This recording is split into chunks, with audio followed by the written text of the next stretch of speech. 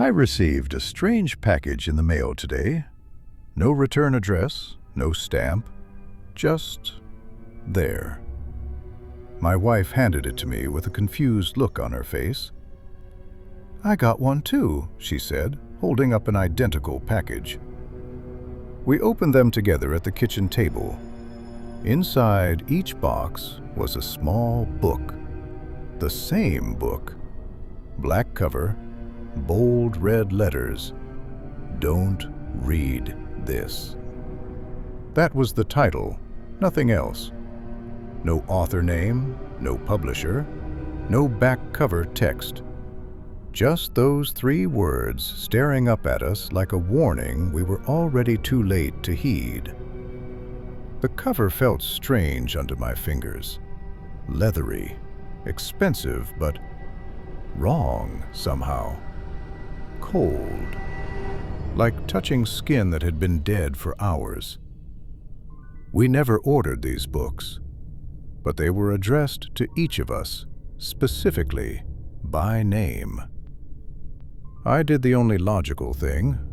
I shoved mine into a desk drawer and tried to forget about it. If only I had burned it instead. The next day at work, half the office was empty. My friend John didn't show up. Neither did Karen from accounting or Mike from IT. The flu, people said, must be going around. After work, the guys and I went for drinks. That's when things got weird. "Hey, anyone else get a creepy book in the mail?" Tom asked, laughing nervously. The conversation stopped dead. Every single one of us, 6 guys at that table, had received the same book. Same title, same black cover, same red letters. "It's got to be some viral marketing thing," someone said. But nobody could explain why. We weren't influencers. We didn't live in some trendy neighborhood. We were just normal people. I went home that night with an uneasy feeling crawling up my spine. I saw it on the news the next morning. Everyone did. "Federal emergency. Do not read the Black Book." The anchor looked terrified. Actually terrified. They were calling it a national security threat. People were disappearing. Thousands of them, all connected to this book. "Do not, under any circumstances, open or read this book," they repeated over and over. My phone buzzed. My boss. "Stay home. We're too understaffed to open today." I tried calling John. No answer. I tried again and again. Nothing. My wife came into the living room, her face pale. "This is real, isn't it?" I nodded. We spent the entire day glued to our screens, watching the world unravel. Then we saw the video. Someone had filmed themselves reading the book and posted it online. It was everywhere within hours. The woman in the video looked ordinary. Brown hair, maybe 30, sitting in what looked like a home office. She opened the book with shaking hands. Almost immediately, she jerked back, eyes wide. She looked like she wanted to run, but then she didn't. Her eyes locked onto the pages, and she slowly sat back down. She kept reading. The video sped up. Whoever edited it must have cut out the middle section. She read page after page, her expression cycling between confusion, fear, and something else. Something I couldn't quite name. Then she reached the end, the last page. She started screaming. Not a movie scream, a real primal scream of absolute terror that made every hair on my body stand up. The sound was so loud, so raw, that I jumped in my seat. My wife laughed at me, actually laughed. "Bad acting," she said, grinning. "Did you see the way she—" "That wasn't acting," I whispered. On screen, the woman disappeared, just gone. One frame she was there, screaming, and the next, the chair was empty. "Obviously a green screen," my wife said, but her smile had faded. That night, she asked me something strange. "Should we just read the 'Please Don't Do This' book and get it over with?" I stared at her. "What did you just call it?" "What?" "You said, 'Please don't do this.' The title is, 'Don't read this.'" She frowned. "No, it's not. Mine says—" She paused. "Actually, I'll check tomorrow. Anyway, maybe we should just read it."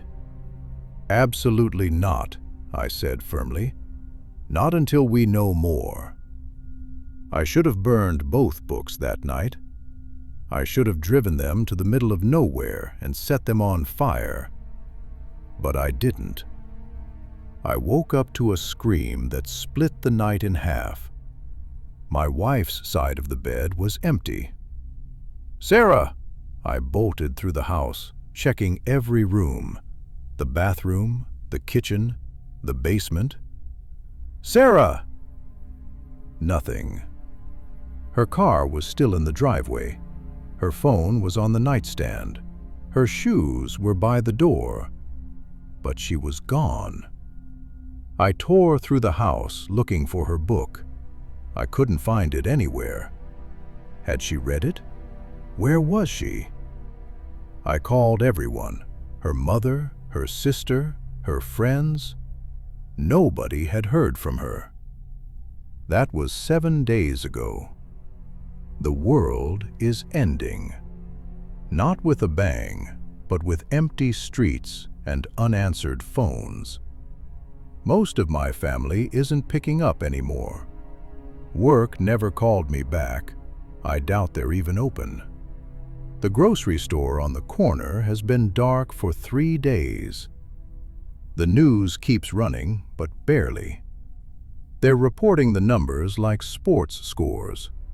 Millions missing, tens of millions. The disappearances are accelerating. I haven't left the house in days. What's the point? All I can think about is that book, sitting in my desk drawer, waiting. Would I die if I read it? Would I find Sarah?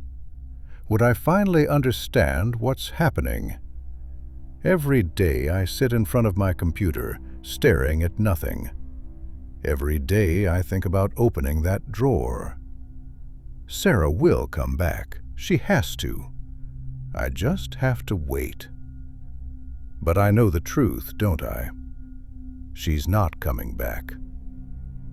I'm holding the book now. My hands are shaking so badly I can barely grip it. "Don't read this," glares up at me in red letters.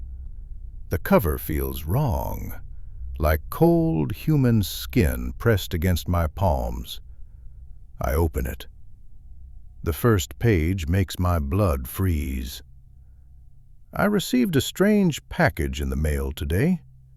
It had no return address and no stamp. It's my writing. Every word I've typed, every post I've made, it's all here, word for word. But it's not typed. It's handwritten, in my handwriting. I never wrote these things by hand. I typed them, online. How is this possible? I flip through the pages faster and faster, every entry, every word, all here, all in my handwriting. My heart is hammering so hard it hurts. I can't breathe. I can't think. I slam the book shut and drop it on the desk. I need to think. I need to understand. Why do people disappear when they read the last page? Where do they go? What if someone can't read? What would they see? What if they're blind? Who wrote this? How did they know what I would write before I wrote it?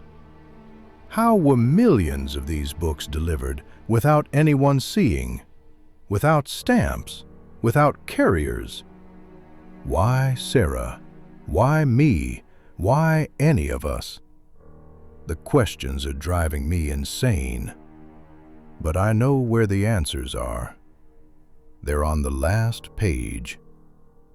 I'm holding the book again. These are the only words not already written inside. I've read through everything, every entry I made. All there, all in my handwriting. But there are 3 more sentences near the end, on the second to last page. 3 sentences I never wrote, never typed, never thought. But they're in my handwriting. I read the last page. I finally understand. Don't read this. My hand is on the corner of the last page right now. 1 more page. That's all that stands between me and the truth. That's all that stands between me and Sarah. I know I'll disappear. I know I'll scream like that woman in the video. I know this is the end. But I have to know. I have to find her. I'm turning the page. Some mysteries aren't meant to be solved. Some warnings aren't meant to be ignored.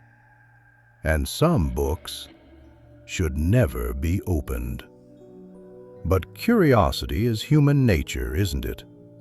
That need to know, no matter the cost. So tell me, if you received a book titled, "Don't Read This," would you listen? Or would you, like him, turn that final page? Think carefully, because somewhere in a warehouse you'll never find, your copy might already be printed. Your name might already be on the label. And tomorrow, it might arrive.